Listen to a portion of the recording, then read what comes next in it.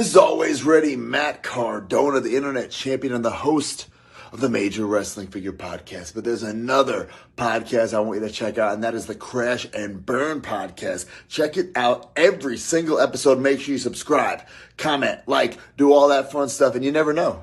Maybe one day you'll see the Crash and Burn Podcast take on the Major Wrestling Figure Podcast in the middle of the ring. And you know who's going to win? Me. Because you guys, you're not always ready. Crash and Burn!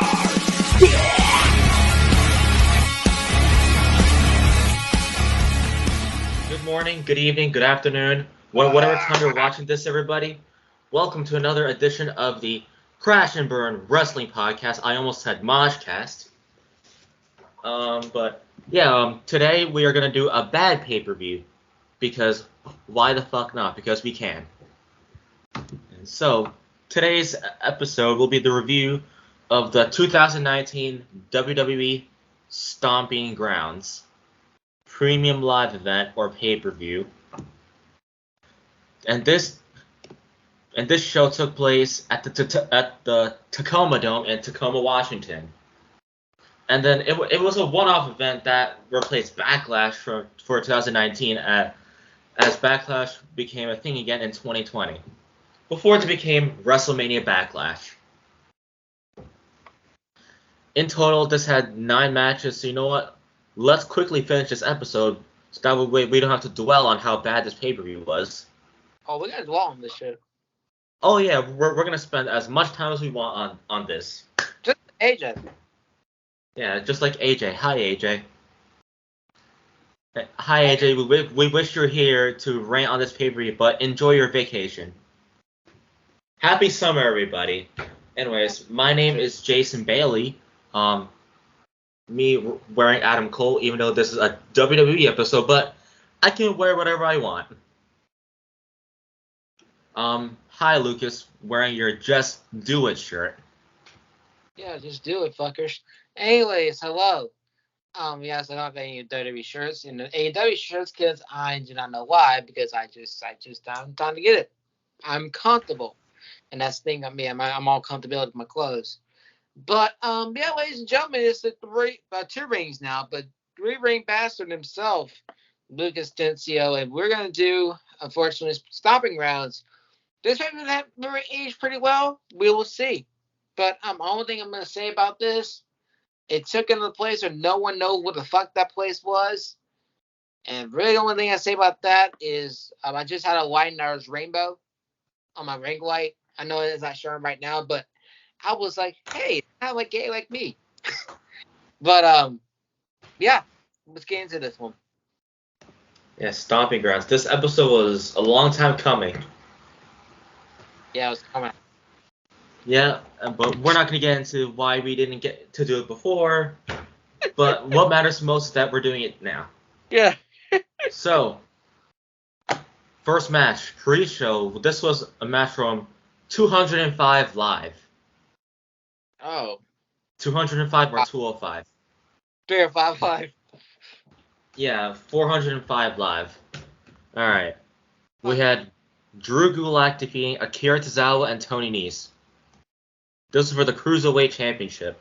And Drew Gulak was crowned the new Cruiserweight Champion that night. On June 23rd, 2019. So, Lucas, go ahead.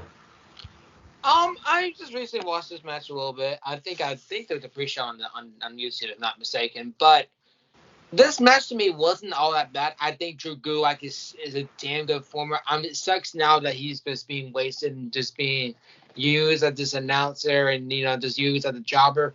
When he was in 2019, when he was in the 205 Live, like he was the shit. And I really think that again it really showed again. I'm not saying versatility, but how much he's good technical in the ring. But again, I've always been a big fan of triple threat matches because you never know who's going to win out of near falls. You just don't know who's going to break up the pin. So, yeah, this match wasn't too bad for me, and I think that is the rightful winner. My personal opinion is Tony Nese was not a good cruiserweight champ, in my personal opinion. So having having Drew Gulak win the title was a bit better, my personal opinion. And I just wish he gets to do like his own, not his own gimmick, but just like be himself again. Instead of being just a corporate, hey, I'm submissive kind of person. Yeah, I think this match is one of the better matches from the show as a whole. Because 205 Live at this time has had some pretty good matches, great stars who are now wasted, and 205 is not a thing anymore. It just died. But during this time, 205 Live was doing well until they went downhill. Until they went downhill late that year. You know, Drew Gulak, he was the right winner.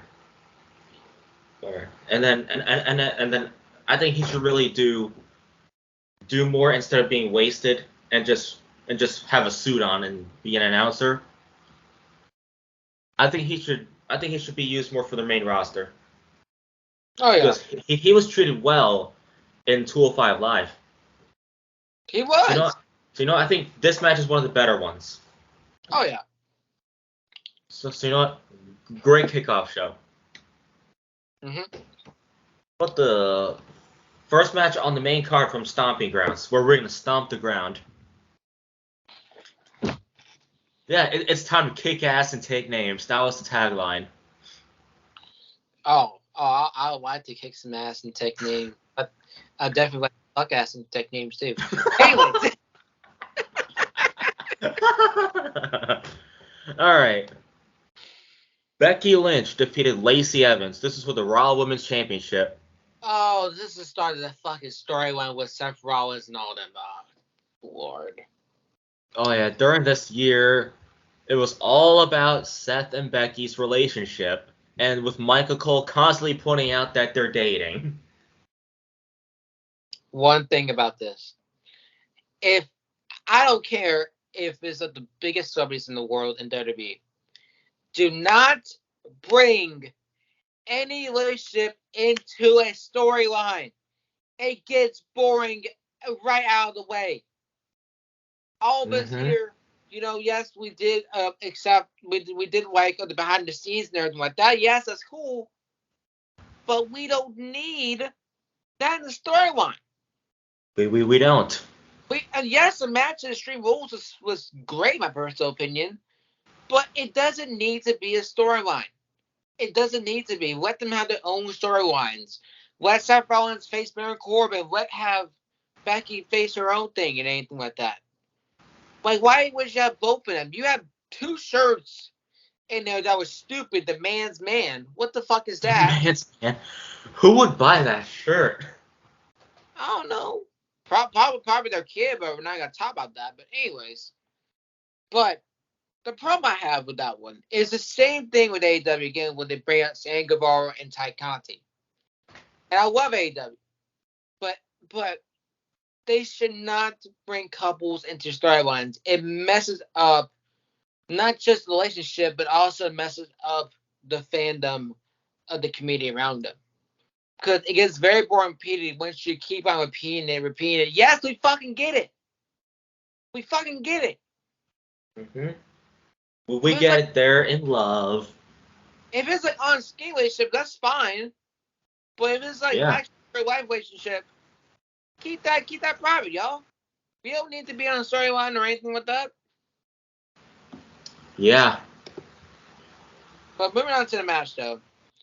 Honestly, when I first watched it back, yes, Lacey Evans, did that hair on a pole thing and basically stretch out Becky's back. Same thing like Seth Rollins did on their wedding night, but we're not gonna talk about that. But this match to me just felt pretty average, and we knew the winner was gonna be Becky because she just won the title around that time, and being basically not Becky 2 belts, but she was like basically the over person in the women's division, even though everyone else was getting sick and tired of what I was. So, yeah, it was just an average match. That, again, Becky wins was shoved down our throats around this time. It still is to this day. Is she going to ring and all that? Yes. But I feel Yeah. like she got shoved down our throat, just like John Cena in the late 2000s. Also, Roman Reigns, when he was babyface as well, just shoved down our throats. Oh yeah. So yeah, this match, it was cool that Lacey got a title shot and all, but it was kind of too early around that time because earlier that year, her and some other NXT stars were advertised to move to the main roster. Yeah, Ricochet, Aleister Black. Aleister Black, Heavy Machinery, EC3, How that work out? Lacey Evans. Huh? How that work out? BC3. It fucked up his career in WWE. Twice. Mm-hmm. They're a baby in NXT, and then they fucked it up in EC. How, bro? I never understand WWE for that. I will never understand it. Yeah. So for this match, well, the in-ring work was good and all. The wrestling was good, but the storyline could have been a lot better if it wasn't for the relationship being shoved down our throats. It's only the build up that should have been better. But the match, it wasn't the best, but it was not bad. Yeah, I want to say bad. Okay, so the next match, Kevin Owens and Sami Zayn defeated the New Day.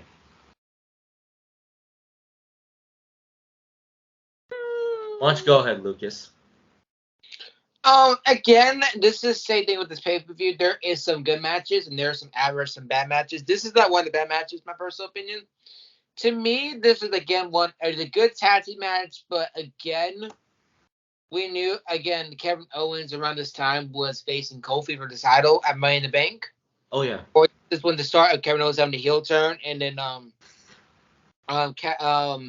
Kevin Owens was basically the Big O, and then we knew Kevin Owens was gonna turn heel because Kevin Owens always turned heel. Y'all don't know this like KO.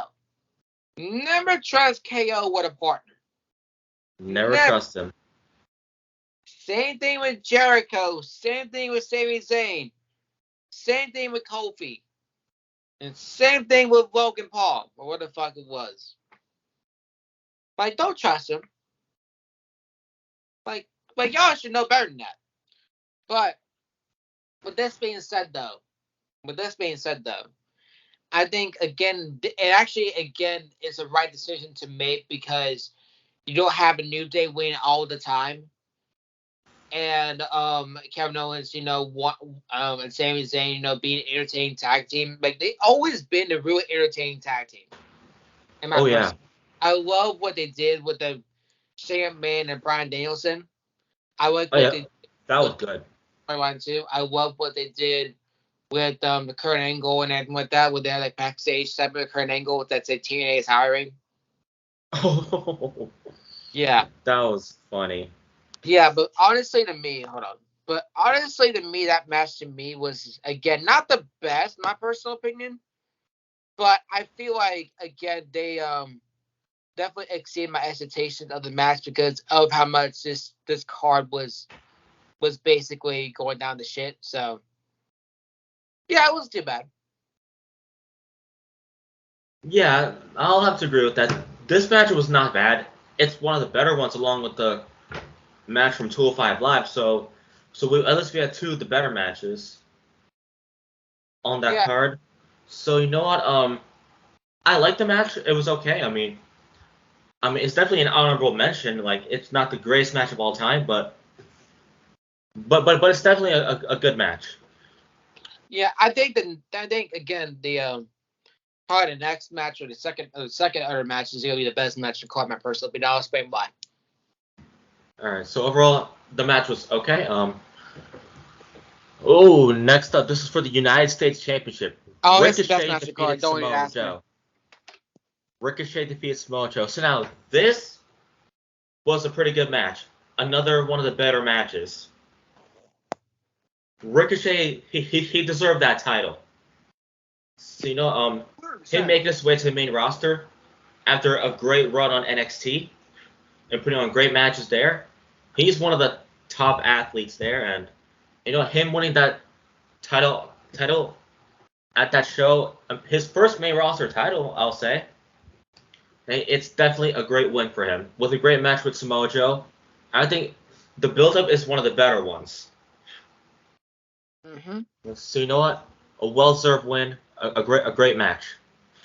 So we had 3 better matches. Lucas, you go ahead. Yeah, this is honestly the best match of card, my personal opinion. Samoa Joe always works well with the smaller guys, my personal opinion. Looking at his match with AJ Styles, Shinsuke Nakamura, Christopher Daniels, I think he had a match with, if I'm not mistaken. And there's some other ones as well. I can't name top of my head. Did he have one Dave? I think I have one Dave Richards. I could be wrong. I'm going all the place. But also looking at these matches at TNA as well, and also WWE as well. He has some really banger matches with other people as well. And looking at his match, Karrion Kross was not that bad either. So yeah, like this to me was one of the better matches. But he always works well with smaller guys. I don't know necessarily his power or just how aggressive he is, but it worked well. And Ricochet is the athletic freak he is. It worked well. Yeah, basically delayed David versus Goliath, and I Mm-hmm. think it worked pretty well with these both of them. And the right one, in my personal opinion, did win. Even though I wish Samoa Joe was treated better as a United States champion, but really his career in WWE was just injuries that keep messing him up. I feel like if it wasn't for the injuries and just that one match with Brock Lesnar, I feel like he would have stayed, and I think he would have also been a great world champion, in my personal opinion. But that's just me, though. But with that being said, though, like that to me was pretty much a great match, and at the right minute won. Even though Ricochet got buried after that, he lost chance to the AJ Styles, and then his ass got buried for like 2 years. And now he seems to be doing well.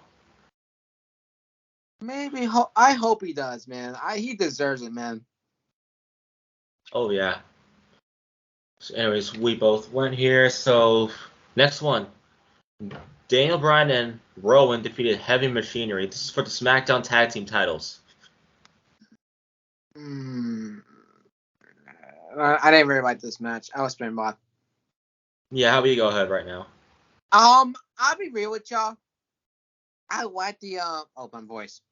I like the Plant Champion Daniel Bryan, but him and Rowan to me, around this time, when Rowan's basically trying to kill Roman, it just didn't work for me. I think Daniel Bryan solely as like the Plant Champion as a heel can work better, but having Rowan on his side to me just did not work for me. Even though there's some good segments here and then, but overall the project failed. And I feel like the match again was not special just because of 2 people in there. I feel Heavy Machinery was just getting up there, and I feel like Heavy Machinery was not ready to be called up, my personal opinion, even though they did get very proper around 2020. But I feel like around this time they're not ready for the main roster, because not really anyone really knows who they are. And pretty much the only person that everyone knows is Otis. Nobody really cared about Tucker. It really was tough to see. But again, it was a predictable match again, and I think the right winner won, my personal opinion. Not the greatest match, and definitely not a match I'll recommend. Yeah, I understand that. This match was not really the best match. Daniel Bryan and Rowan was definitely a weird pairing. It was just out of nowhere. So for this match, I didn't really care for it. It was just there. Yeah, but one thing I'll definitely will say, Daniel Bryan though, around this time, he put on some great matches around this time. But his matches with AJ Styles was great. His match with Kofi was absolutely incredible. I feel like him in 2019 is very underrated, in my personal opinion. Mm-hmm. And him in this match was pretty much the only thing that everyone remembers. And I feel he is the personal MVP of the show. Or not MVP of the show, but MVP of this match. Mm-hmm. All right, the next one. Bayley defeated Alexa Bliss. This is for the SmackDown Women's Championship. Again, average again. I must say average. This match was mid. Yeah. Even And I'll keep it at that. Finish, Go ahead, Lucas. say something about the finish. The finish confused me because around this time, Bliss had Nikki Cross around this time. Oh yeah, I forgot about that pair. Yeah, and again, Bayley around this time was getting very stale as a babyface. So having a babyface versus a babyface type of thing going on really didn't make any sense to me. And I feel like again, like Nikki Cross like costing Alexa Bliss for the title. I feel like because they didn't talk anything much about it until Bliss turned it with the Fiend and what that. They didn't really talk about that until she got aligned with the Fiend. So again, it really didn't make any sense after that, and that's why I didn't write the match because it was like you should have done something with this a long time ago, but you didn't really mention about it because it was just a tag team until the next year. So it didn't make any sense to me. And the match was fine to me. Like I didn't mind it, but I just feel at the end just didn't make any sense to me. Yeah. Yeah. All I'm gonna say is this match was mid. I'll leave it at that. Roman Reigns defeated Drew McIntyre. And Drew was paired up with Shane McMahon. Oh.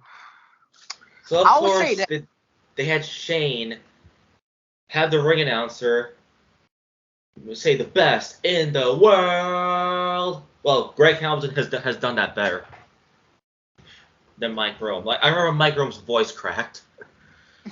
Yeah, he did. I forgot about that. Oh, I don't want to remember his voice back. With this match, Go ahead. This is better than the WrestleMania 35, my personal opinion. But I feel like it's not something to go back to. These two always have really an on and off chemistry with each other. Look at what they did last year. Not last year, but what they did Survivor Series in 2020. That was a really good match. But I feel like when Roman was the heel, it made more sense and it made more a lot clearer. But when Roman was a face around this time, like I feel like to me it didn't make any sense. And also I feel around this time also, like he didn't have the support. Well, he did have support from the fans. He just came out from leukemia. But to me also, I feel like him as a face didn't really work well because how much he was shoved down our throats.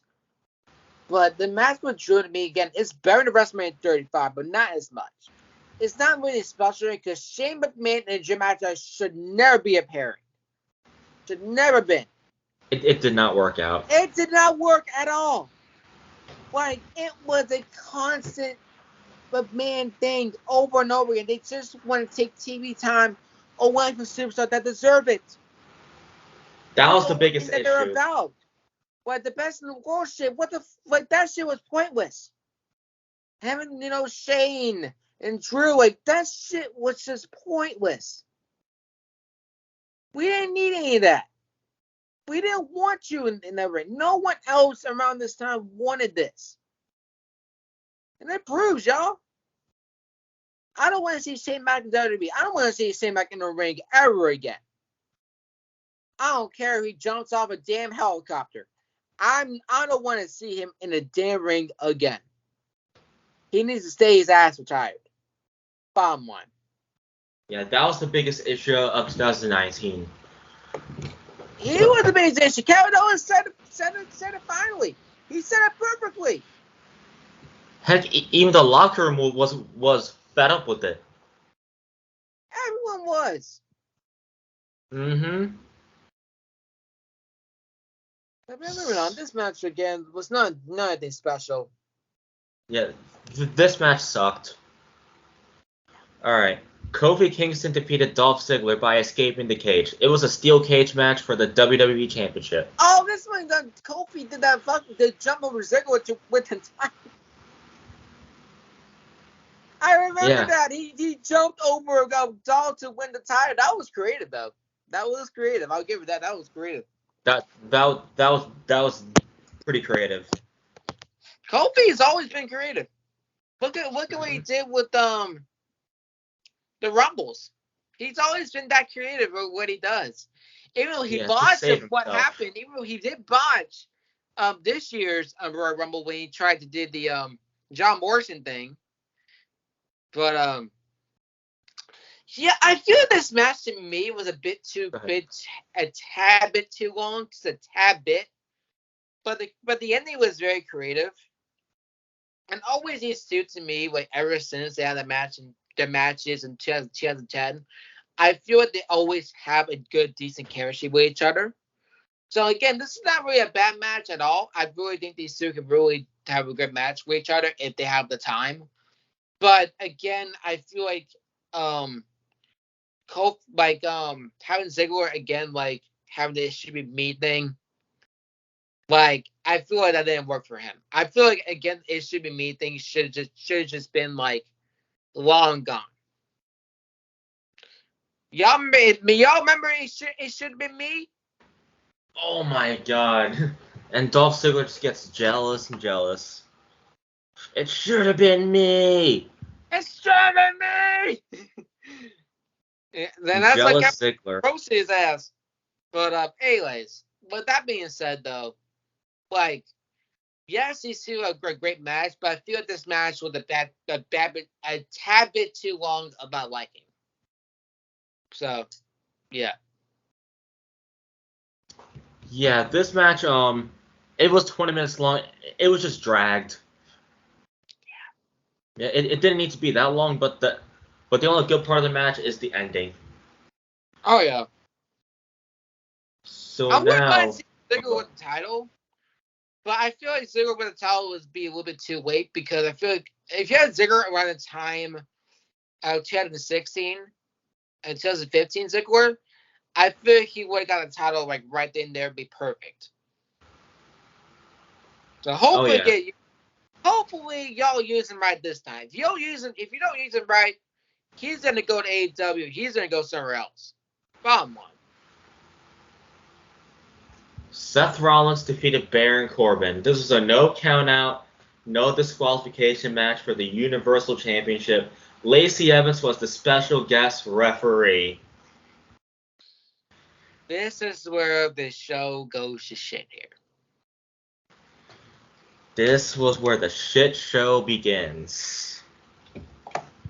Ooh, man. This match sucked.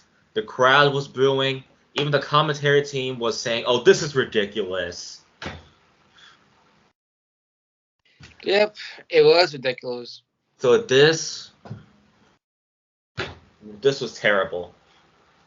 They had Becky Lynch and Lacey have their match earlier, and then they ended off with Seth and Baron. Wow. This rivalry, the build-up, all was a piece of shit. And this proves that WWE in 2019 was not the greatest. They had Seth and Becky, Baron and Lacey have their shitty rivalry, and they had Shane McMahon taking up TV time. Those were two major issues WWE had around that time. Mm-hmm. And that's why I was more invested with AEW more when they first started doing AEW Dynamite every week.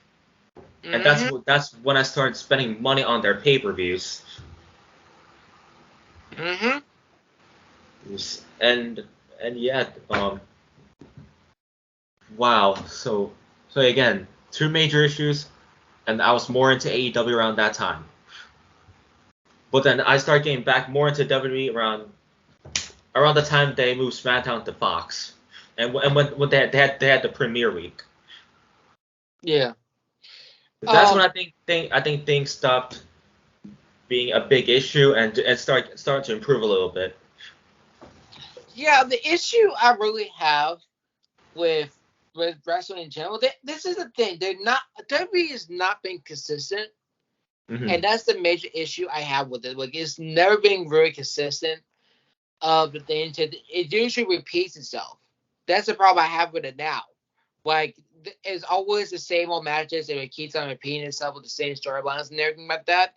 For example, Rowan Reigns and Brock Lesnar this year. Yeah. Like, the same shit keeps on repeating over and over again. So that's the problem I have with it right now. But let me go on to this match, though. Go ahead. Seth should have had a better title reign than what he had. The reason why it was bad and people didn't like him was the bad booking he had to babyface. All the matches he had with The Fiend and also the match he had with Baron Corbin as well. Like, this is when things Seth Rollins really got downhill, and that's when he turned heel. Because, again, the fans are fickle, and, again, creative decisions were not the best around this time. And, but that being said, like, the problem I have with this match is because it was too obvious. Plain obvious it was going to be Lacey Evans because of rivalry and what they were going to do around this time, because they want to put the couple on storyline and keep on announcing, oh, they're dating. Like, we get it.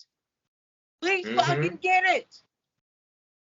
We don't have to keep repeating it every fucking week. Leave their privacy be. You don't like it, my Cole, when your privacy gets invaded.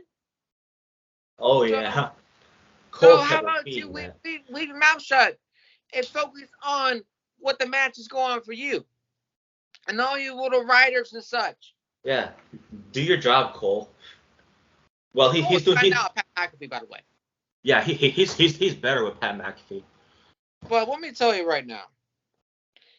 Your commentary, you're the ones that write for the commentary team. Remember this. Don't repeat yourself every single damn week when you have a couple on TV. Alright, just bottom line. Bottom damn line. This match again was a tad bit too long. We already know this was building because we didn't want to see this match in the first place. No one else wanted to see it. And we knew Seth was going to win the title. Baron Corbin was not going to win that title. Everybody knew that. They can try whatever they want to make it work, but nothing of this was going to work because this was a heel rep. Y'all know what they're going to do with heel reps in the ring. They're going to count fast for the heels and count slow, or don't even count for the baby faces. And that's why I don't like about special guest referee matches. It screws up the momentum. And it screws up everything for me.